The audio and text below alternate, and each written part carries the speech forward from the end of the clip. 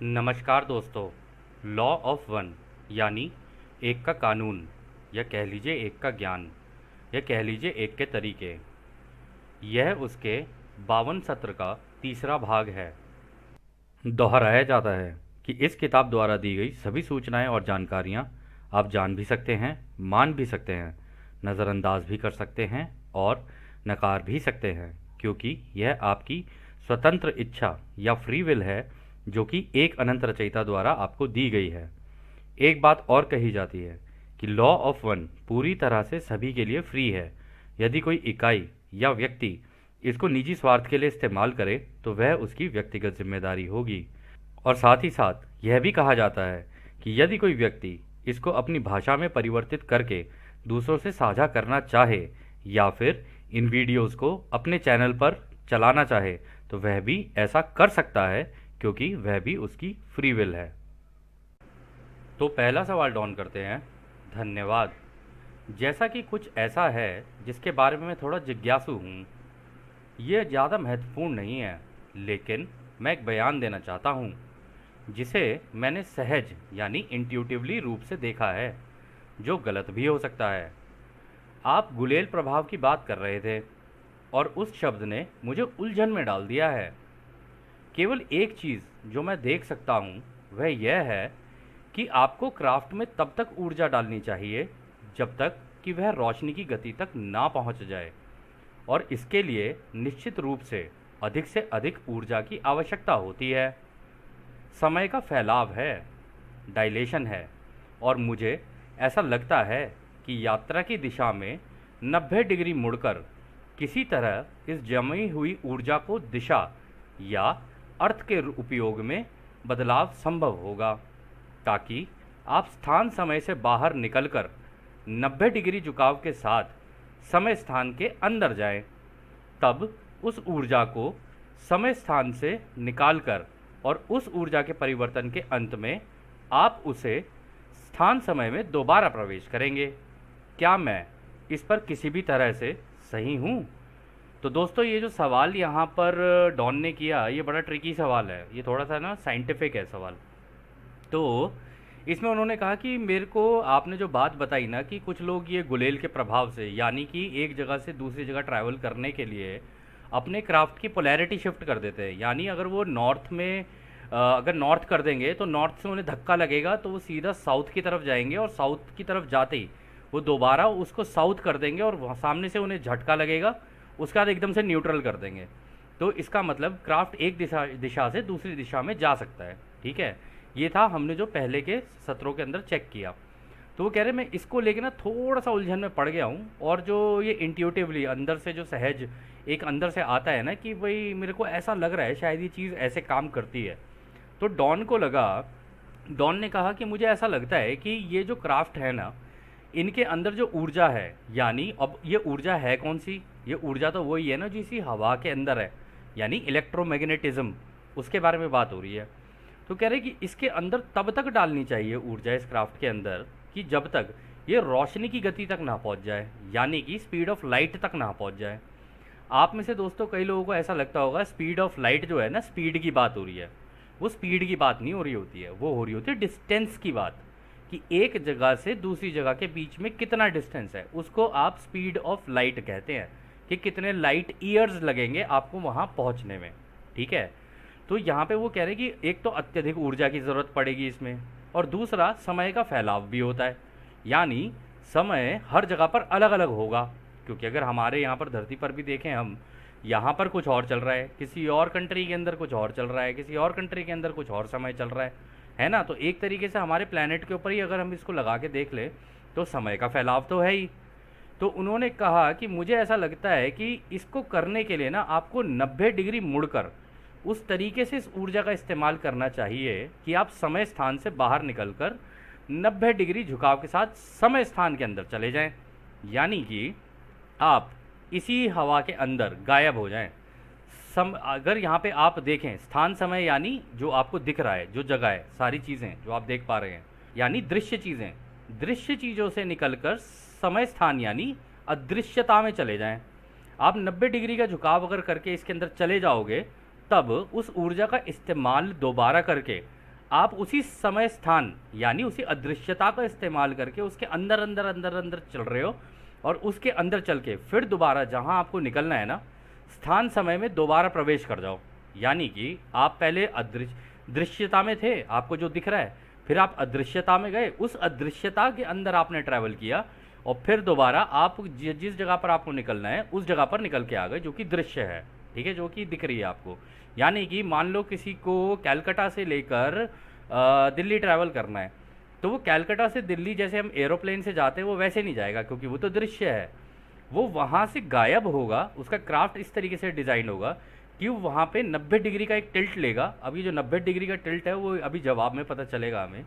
तो वहाँ से टिल्ट लेगा, और टिल्ट होते ही और वो अपने आप को अदृश्यता में ले जाएगा। अब उस अदृश्यता में वो तेज़ी से ट्रैवल करके दूसरी साइड में, यानी अगर दिल्ली उसको निकलना है तो दिल्ली निकल आएगा इसी हवा में से। तो आप सोच सकते हैं कि मान लीजिए आपकी हवा है और आप अभी ये सेशन सुन रहे हैं, और इसी हवा में से अचानक से मैं निकल के आपके सामने आ जाऊँ। ये कुछ कुछ ऐसा है कि जहाँ पर मैं बैठा हूँ या और भी कोई लोग बैठे हुए हैं, वो वहाँ से गायब हो जाएं और आपके सामने निकल के आ जाएं। तो इसको कहते हैं स्थान समय से निकलना, समय स्थान में घुस जाना, और फिर दोबारा स्थान समय में आ जाना। यानी कि दृश्यता से अदृश्यता में जाना, अदृश्यता से दृश्यता में आ जाना, इस तरीके से। तो राय इसका जवाब देते हैं, जहाँ तक आपकी भाषा आपको ले जा सकती है आप बिल्कुल सही हैं, और आपने अब तक जो सीखा है उसी के कारण इस अवधारणा को व्यक्त करने में आप हमसे अधिक सक्षम हैं। हमारी ओर से एकमात्र सुधार यदि आप चाहते हैं तो हम ये सुझाव देना चाहते हैं कि आप जिस 90 डिग्री के बारे में बात कर रहे हैं वह एक ऐसा कोण है जिसे टेज़रेक्ट के एक हिस्से के रूप में सबसे अच्छा समझा जा सकता है, जो कि एक क्यूब या 4 आयामी 4 डायमेंशनल एनालॉग है। तो यहाँ पर वो कह रहे हैं कि देखो, आप जिस तरीके से इसको समझे हो ना, काफ़ी हद तक बिल्कुल सही समझे हो, और हमसे ज़्यादा सक्षम हो इस बात को बताने के लिए, क्योंकि हम तो इसको टेक्नोलॉजी को इस्तेमाल करते ही हैं, हमें तो पता ही है इसका इस्तेमाल कैसे होता है। लेकिन आप अपने लेवल पे जो सोच रहे हो ना वो बिल्कुल ठीक है। और आप अगर एक टेज़रेक्ट के बारे में सोचो, जो कि अपने आप में क्यूब होता है, ठीक है, अभी हम देखेंगे कि वो होता क्या है। उसके अंदर अगर आप 90 डिग्री देखोगे ना, तो आपको पता चल जाएगा कि ये 4 डायमेंशनल का एनालॉग है। यानी ऐसा लगता है जैसे कि एक डेंसिटी से 4th डेंसिटी में आप घुस गए, उसके जैसा ही है ये। तो इसको समझने के लिए दोस्तों हम लोग एक इमेज से समझने की कोशिश करते हैं, क्योंकि ये थोड़ा ट्रिकी है और साइंटिफिक भी है, तो इसको इतना समझना आसान नहीं है। तो आपके सामने एक ये टेरासेक्ट दिख रहा होगा आपको, ठीक है।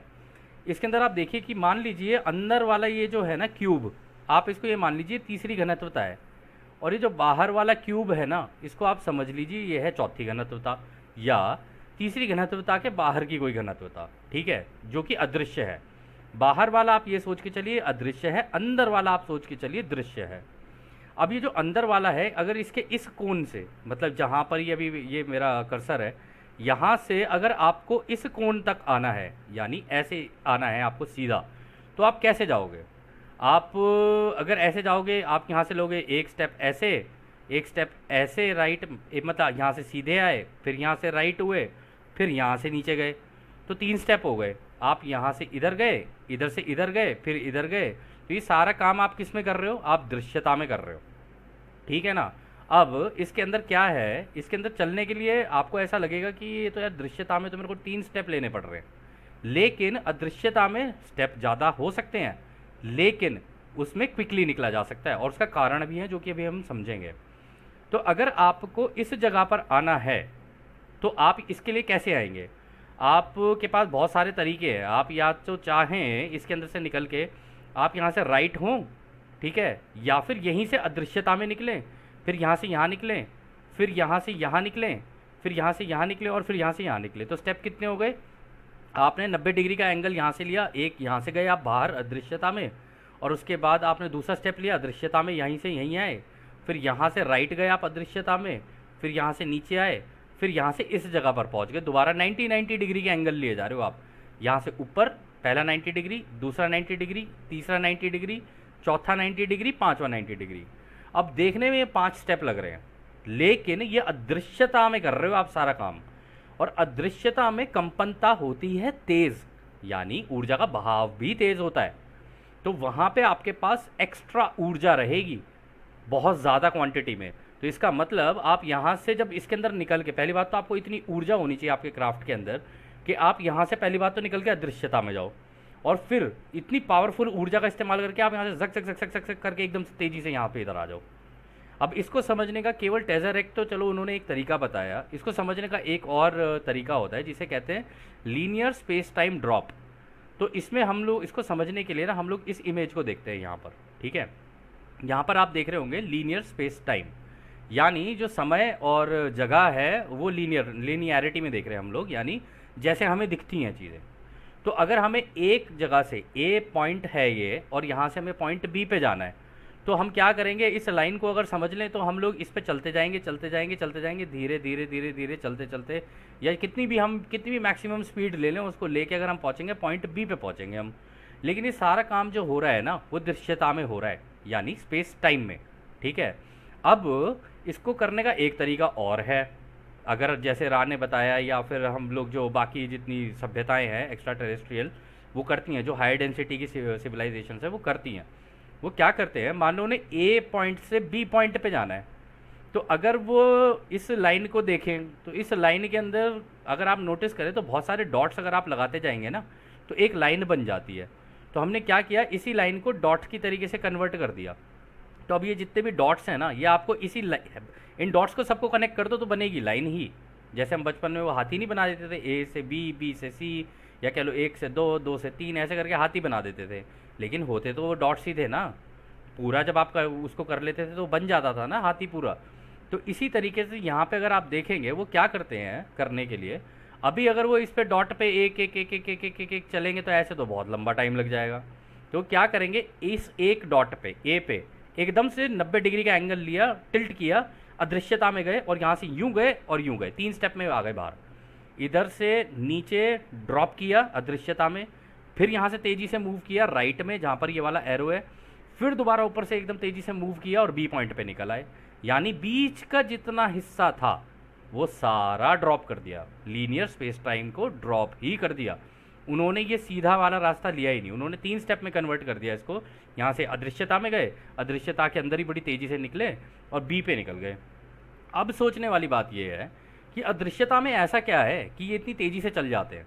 वो इसलिए तेज़ी से चले जाते हैं, अब हम इसको एक फ्रीक्वेंसी के पैटर्न को देखते हैं यहाँ पर। ये थोड़ा साइंटिफिक है, आई होप कि आप लोगों को समझ में आए। आप इसमें देखेंगे कि अगर हम ये ऊपर वाली लाल वाली लाइन को देख ले तो इसमें वेव बड़ी धीरे धीरे धीरे फैली हुई हैं, बड़ी फैली हुई हैं, ठीक है ना। तो ये दर्शा रही है कि भाई ये आराम आराम से धीरे धीरे काँप रही हैं। जो भी चीज़ धीरे धीरे काँपेगी वो दृश्यता में आएगी। फिर इसके बाद देखिए ये उससे और तेज़ी से काँप रही है, फिर इसके नीचे वाली हरी वाली देखिए ये उससे तेज़ी से काँप रही है, उसके नीचे वाली देखिए वो उससे तेज़ी से काँप रही है, उससे सबसे नीचे वाली देखेंगे आप और उससे तेज़ी से काँप रही हैं। तेज़ी से काँपने का कारण क्या है, इसका मतलब ऊर्जा बहुत तेज़ी से बह रही है इनके अंदर। तो अगर कोई ये लाल वाली से सीधा नीचे ये पर्पल वाली के अंदर आ जाए, वॉयलेट के अंदर आ जाए, तो यहाँ से सीधा इसके अंदर ड्रॉप करके बड़ी तेज़ी से इसके अंदर जा सकता है और यहाँ से निकल के दोबारा ये लाल वाली के अंदर से निकल के आ सकता है ना। तो ऊर्जा इतनी स्पीड में होती है ना यहाँ पे, और क्योंकि सब कुछ रचयिता ने तरंगों में बना रखा है तो उनके अंदर ये जो पूरा समुद्र है ना इसके अंदर भी लेवल्स हैं। जैसे समुद्र के अंदर होता है ना कि ऊपर जो समुद्र होता है उसकी जो लहरें चल रही होती हैं वो अलग, लेकिन समुद्र के नीचे नीचे नीचे नीचे नीचे आप जितना जाते जाओगे ना उतना ठहराव आएगा, उतना ज़्यादा ठहराव आएगा। ठहराव आने का कारण है क्योंकि वहाँ पर कंपनता तेज़ है, ऊपर कंपनता धीरे है, उसकी वजह से आपको ऐसा लग रहा है कि भाई समुद्र की लहरें तेज़ हैं, लेकिन नीचे ठहराव आपको ज़्यादा मिलेगा और उसमें आप तेज़ी से निकल पाओगे, ठीक है। और इसको समझने के लिए एक चीज़ और कही जा सकती है कि आपने कभी देखिए, आप हॉस्पिटल वगैरह कभी गए हो तो वहाँ पे ईसीजी मशीन लगी होती है ना, जो पेशेंट होता है उसको लगी होगी, तो उसके पीछे चल रही होती है, उसके अंदर भी वेव्स चल रही होती हैं, है ना।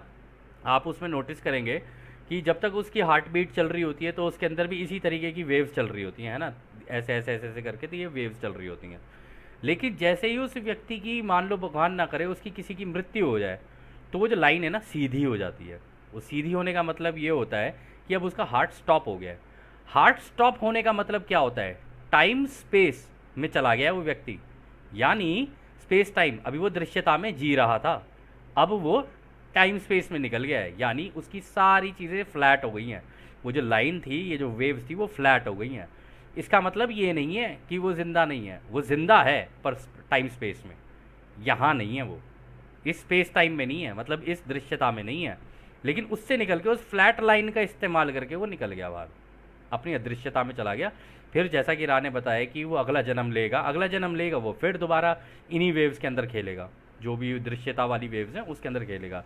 इसलिए अपने आप में अगर आप देखें तो ये बिल्कुल ऐसा लगता है जैसे एक वीडियो गेम की तरह कि आपने खेला, उसके बाद यहाँ पे आपकी लाइन फ्लैट हुई, फ्लैट होते ही आप फिर दोबारा नई अपनी बॉडी लोगे, सारी चीज़ें चूज़ करोगे, फिर दोबारा खेलने के लिए आ जाओगे। तो आई होप आपको ये पार्ट समझ में आया होगा, क्योंकि साइंटिफिक भी था और थोड़ा सा ट्रिकी भी था, तो इसके लिए थोड़ा सा आपको दिमाग लगाना पड़ेगा, तो कृपया उसका इस्तेमाल कर लें। तो खैर अगला सवाल फिर डॉन करते हैं। धन्यवाद। बस एक छोटी सी बात जो मुझे परेशान कर रही थी, जिसका वास्तव में कोई महत्व नहीं है। ठीक है, तो क्या एक व्यक्ति के दृष्टिकोण से जो तीसरी घनत्वता में हमारी आज की स्थिति में दूसरों की सेवा के मार्ग का पालन करना चाहता है, क्या उसके लिए व्यक्तित्व के अनुशासन, स्वयं के ज्ञान और इच्छा शक्ति को मजबूत करने के अलावा भी कुछ महत्वपूर्ण है? तो ये अच्छा सवाल किया डॉन ने। डॉन ने कहा कि एक बात मुझे परेशान कर रही थी कि मान लीजिए कोई तीसरी घनत्वता में हमारे जैसा इंसान है, तो उसको यहाँ पर अगर दूसरों की सेवा का अगर कार्य करना है, दूसरों की सेवा के लिए उसका झुकाव होना चाहिए, तो क्या उसको व्यक्तित्व के अनुशासन यानी मेडिटेशन और स्वयं का ज्ञान और अपनी जो फ्री विल है उसको काफ़ी मजबूती से इस्तेमाल करना, क्या यही महत्वपूर्ण है या इसके अलावा भी कुछ महत्वपूर्ण है?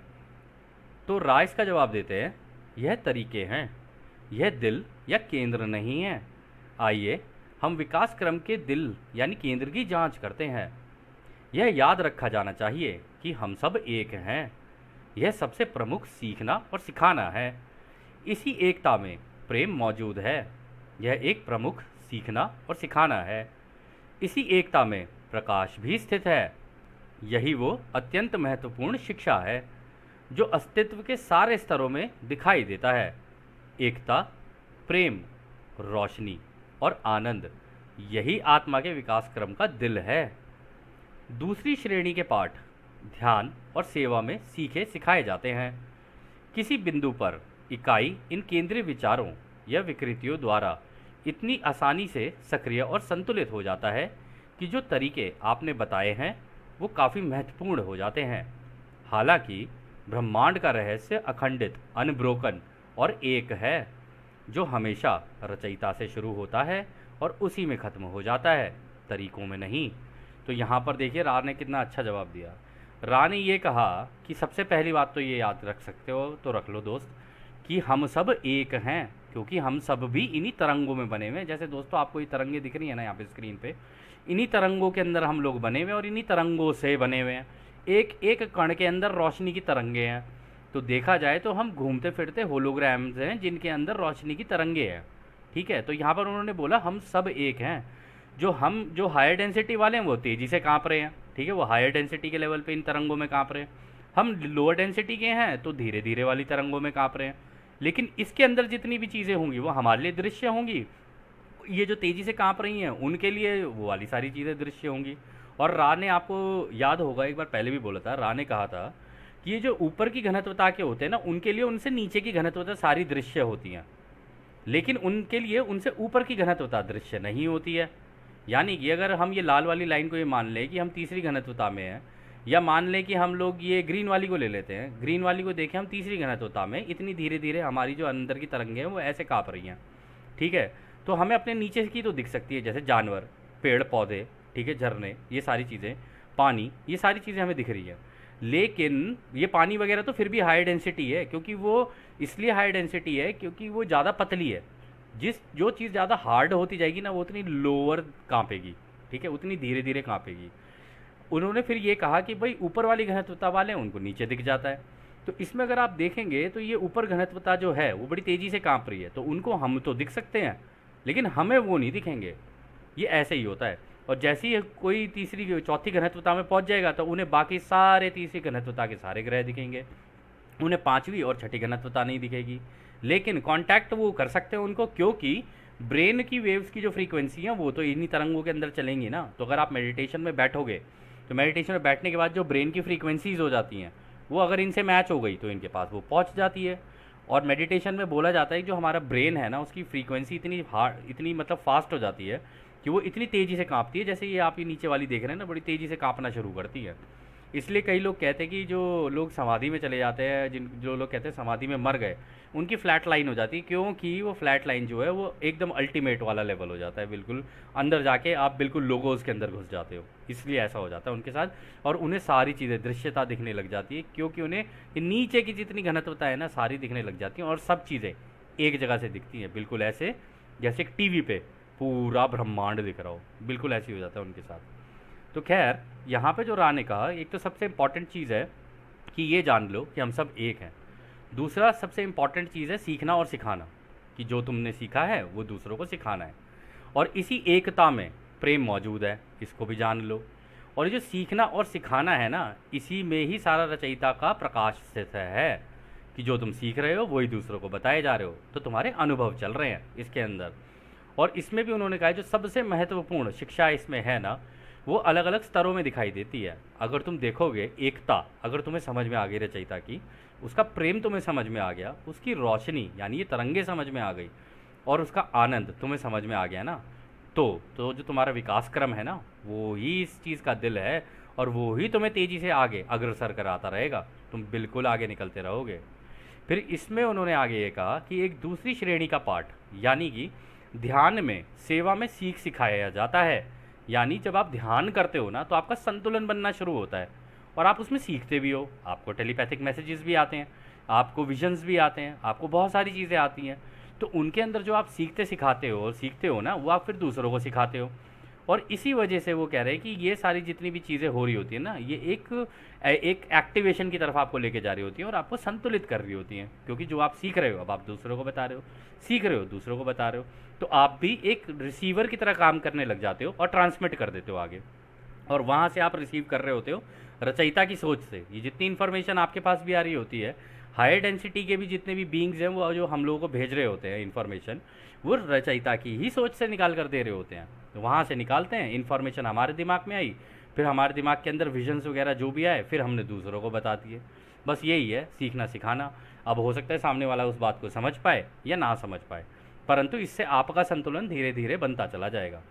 और इसमें भी वो कह रहे हैं, हालांकि हम आपको ये बता दें, ये जो ब्रह्मांड का ये जो रहस्य है ना, ये अनब्रोकन है, इसको आज तक कोई नहीं जान पाया है। कोई भी नहीं जान पाया कि रचयिता की ये जो तरंगे इतनी सारी बह रही हैं, अगर हम इस इमेज को भी देखें कि यही रचयिता है। रचयिता ने अपने आप को तरंगों में कन्वर्ट कर लिया, भगवान ने अपने आप को तरंगों में कन्वर्ट कर लिया, इसलिए ना उसका कोई रूप है ना आकार है। तो सारे के सारे परेशान है कि भाई भगवान है कौन, भगवान है कौन, अब रूप आप कोई सा भी दे दो। अगर कोई हाई डेंसिटी का हमारे पास आ जाए तो हम तो उसे अवतरित कहेंगे कि वो अवतार आया है। तो इसी तरीके से, लेकिन वास्तविकता में बनाया किसने, बनाया तो इन तरंगों ने ही, इन्हीं तरंगों का इस्तेमाल होकर तो बनाया सब कुछ, और यही रचयिता है। और यही रहस्य है कि भाई ये बना कैसे, और इसके अंदर जब मिल जाएंगे तभी पता चलेगा इसका सोर्स कहाँ है, ये कहाँ से चल रही है जितनी भी तरंगे हैं। तो वो और जो सोर्स है वो है रचयिता के दिल की धड़कन। तो अंत में जाके सबको उस रचयिता के दिल की धड़कन को समझना होता है, और घुस जाते हैं सारे के सारे एंड में जाके रचयिता के दिल के अंदर। और जब वहाँ पहुँचते हैं ना, वहाँ पे महा आनंद होता है, और उस आनंद की प्राप्ति होने के बाद कोई भी व्यक्ति ना उसमें से आना नहीं चाहेगा बाहर। लेकिन फिर भी लोग कहते हैं कि क्या ब्रह्मांड रचा है प्रभु तुमने, ये माया जो रची है आपने, और सब माया है, सब आपको लग रहा होगा रियल है, रियल नहीं है, सब माया है ये इसी के अंदर ही, जिसको हम लोग कहते हैं ना मोह और माया। मोह का मतलब लगाव, प्रेम, और माया क्या है भाई, यही जो तरंगे हैं ना, इन्हीं से सब कुछ बना हुआ है। यही इकट्ठी होकर जुड़ के एक जगह कोई रूप ले लेंगी, एक जगह इकट्ठे होकर जुड़ के कोई रूप ले लेंगी। हमारे कण कण के अंदर ये चल रही हैं, इसीलिए कहते हैं कण कण में भगवान है। तो अब ये समझ में आ गया होगा कि उन्होंने कहा कि भाई हमेशा जो है ना, रचयिता में ही सारी चीज़ें शुरू होती हैं और रचयिता में ही ख़त्म हो जाती हैं, क्योंकि अंत में जाके तुम इन्हीं तरंगों के अंदर बनोगे और इन्हीं तरंगों में मिल जाओगे, और यही है वो परम सत्य। और इन्हीं तरंगों के अंदर होते होते होते होते तुम दोबारा रचयिता के दिल में चले जाते हो, और रचयिता के दिल की उस धड़कन को देखने लग जाते हो। यही होता है। खैर, अगला सवाल फिर डॉन करते हैं। धन्यवाद। आपने पिछले सत्र में कटाई के बारे में बताते समय अष्टक यानी ऑक्टेव से प्रकाश लाने वालों के बारे में बताया था। क्या मैं ये समझूं कि जो लोग आगे की घनत्वता में जाने वालों के लिए वर्गीकरण यानी ग्रेडेशन पर रोशनी डालते हैं, वे हमारे द्वारा अनुभव किए जाने वाले अष्टक के ऊपर होते हैं? क्या आप मुझे इस रोशनी लाने वालों के बारे में बता सकते हैं कि वो कौन है? तो यहाँ पर ये जो बात की जा रही है ना दोस्तों, यहाँ पर बात की जा रही है कि जो हमारा ऑक्टेव है, मतलब हम लोग सातवीं घनत्वता कहाँ है, सातवीं घनत्वता है लोगोस के अंदर, लोगोस के अंदर चले जाते हैं ना। लेकिन उसके ऊपर भी है ऑक्टेव, कह रहे हैं कि वो कहाँ पर होता है, और वहाँ से ये जो प्रकाश चलता है ये चलता है आपके लोगोस के अंदर, लोगोस से जाएगा सूरज के अंदर, सूरज से जाएगा हमारी पृथ्वी पे, पृथ्वी से ये स्कैटर होके फैल के हम सबके ऊपर आएगा। इस तरीके से ये होता है, और ये सारा रोशनी का ही खेल है, सब कुछ रोशनी का बना हुआ है, तरंगों का। तो वो कह रहे हैं कि ये जो प्रकाश लाने वाले होते हैं ये कौन होते हैं, इनके बारे में हमें ज़रा बताओगे? आपने कहा ये तो आठवीं मतलब घनत्वता के होते हैं, आठवें अष्टक पे होते हैं, टॉप लेवल पे। तो राय इसका जवाब देते हैं, यह इस कार्य का अंतिम पूरा सवाल होगा। यह अष्टक, ऑक्टेव घनत्वता जिसके बारे में हमने बात की है वो ओमेगा और एल्फा दोनों हैं। अनंत ब्रह्मांडों का आध्यात्मिक वजन एक बार फिर से एक केंद्रीय सूर्य या रचयिता बन रहा है। तब एक नए ब्रह्मांड, एक नए अनंत, एक नए लोगोस का जन्म होता है, जिसमें वह सब शामिल होता है जो रचयिता ने स्वयं अनुभव किया होता है। इस नए अष्टक में वो भी है जो घूमते भटकते हैं। हम अष्टक की सीमा के पार बहुत कम जानते हैं, सिवाय इसके कि ये लोग हमारे लोगोस को पूरा करने में हमारे अष्टक की सहायता करने के लिए आते हैं। क्या कोई छोटा सवाल है जो इस समय आपके पास है? तो दोस्तों यहाँ पर जो इन्होंने जवाब दिया ना, ये बड़ा इंटरेस्टिंग जवाब है। इसमें उन्होंने कहा ये जो अष्टक से आते हैं ना वो अल्फ़ा और ओमेगा दोनों ही हैं।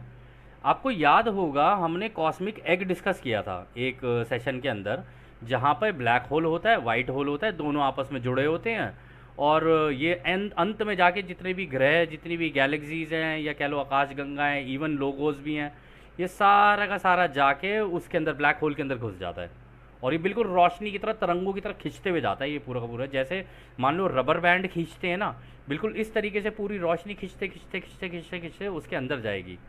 तो वो ये कह रहे हैं कि वो तो अल्फ़ा और ओमेगा दोनों हैं, कह रहे वो वहाँ से निकल कर आते हैं। और वहाँ पर होता क्या है, वो कहते हैं कि वहाँ पर क्योंकि जितने भी ग्रह हैं, जितने भी और वो होंगी क्या कहते हैं आपकी आकाशगंगाएं, वो सारी घुल मिल जाती हैं। तो वहाँ पर ये सारे के सारे जब घुल मिल जाते हैं ना, तो ब्लैक होल के अंदर से घुस के पीछे से वाइट होल के अंदर से निकलते हैं।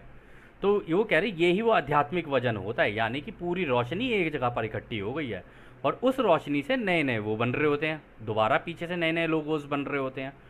तो वो जो लोगोस बन रहे होते हैं ना, उनके पास इतना ज़्यादा ज्ञान और इतनी ज़्यादा नॉलेज होती है ना, क्योंकि अब तो वो जितनी भी आकाश गंगाएं हैं, वो जितनी उसके अंदर घुल मिल गई हैं, जितनी सारी घुल मिल रही हैं, उनका भी अनुभव उन्होंने ले लिया अंदर ही बैठे बैठे, और सारा अनुभव एक जगह घुल मिल गया। तो उनका ज्ञान, उनकी जो नॉलेज होती है ना, वो उनसे ज़्यादा होती है जो ऑलरेडी अभी उस ब्लैक होल के अंदर घुसे नहीं हैं। तो वो वाइट होल्स की तरफ से, पीछे की तरफ से निकल के घूम के वहाँ से घूम के जाते हैं और उनकी मदद करने की कोशिश करते हैं कि देखो भाई इस तरीके से चलता है पूरा ब्रह्मांड, इस तरीके से सारी चीज़ें होती हैं। और इसमें भी वो कह रहे हैं कि कुछ ऐसे भी होते हैं जो घूमते भटकते पहुंच जाते हैं वहाँ पे, यानी कुछ ग्रह के लोग ऐसे भी होते हैं जो बेचारे, हो सकता है कि कहते हैं उन्होंने क्राफ्ट बना रखे हों और वो वहाँ पर ब्लैक होल के पास पहुँचे, उनका देखे जरा ब्लैक होल के अंदर क्या होता है, उनका क्राफ्ट के अंदर खिंच जाता है पूरा का पूरा। तो कह रहे हैं वो भी घूमते भटकते उसी के अंदर ही घुस जाते हैं। तो इस कारण से होता क्या है कि सबके ना अनुभव वहाँ पर घुल मिल जाते हैं। लेकिन ये जो अष्टक से आते हैं ना, इनके पास पूरी की पूरी जानकारी होती है और काफ़ी एडवांस लेवल के होते हैं। ये मतलब आप मान सकते हैं कि जहाँ रा ने बोला था ना कि वो तो इतने हायर लेवल के होते हैं जिनके बारे में मतलब अंदाज़ा लगाना भी मुश्किल है, हम भी नहीं जानते कि वो कौन है। तो यहाँ पर भी रा ने ये बोला कि हमें भी नहीं पता है कि उनके बारे में, क्योंकि रा अभी उस ब्लैक होल के अंदर घुसे नहीं है ना। वो कह रहे कि जब हम भी उस ब्लैक होल के अंदर घुस जाएंगे और पीछे की तरफ से घूम कर आएंगे ना, तब हमें भी इतना ज्ञान हो जाएगा, हमें भी सारी चीज़ें हो जाएंगी। खैर, फिर अगला सवाल डॉन करते हैं। केवल वही है जो हम कार्ला को अधिक आरामदायक बनाने या संपर्क में सुधार करने के लिए कर सकते हैं। तो रा कहते हैं कार्ला के फेफड़ों के क्षेत्र में कुछ विकृति है जो उसके शरीर की सही पोजीशन के कारण ठीक है। सब ठीक है, हम आपको, हमारे दोस्तों को एक अनंत रचयिता के प्रेम और रोशनी में छोड़ रहे हैं, इसलिए एक अनंत रचयिता की शक्ति और शांति में आनंदित होते हुए आगे बढ़ें। आडने। तो दोस्तों यह सत्र भी अब यहीं समाप्त होता है, और ये जो 52वां सत्र है काफ़ी टेक्निकल नॉलेज से भरा हुआ था। तो अब हम आपको उस एक अनंत रचयिता की शक्ति, उनके प्रेम और उनकी रोशनी में छोड़कर चलते हैं। आदने हमारे दोस्तों, आदने वासु। धन्यवाद।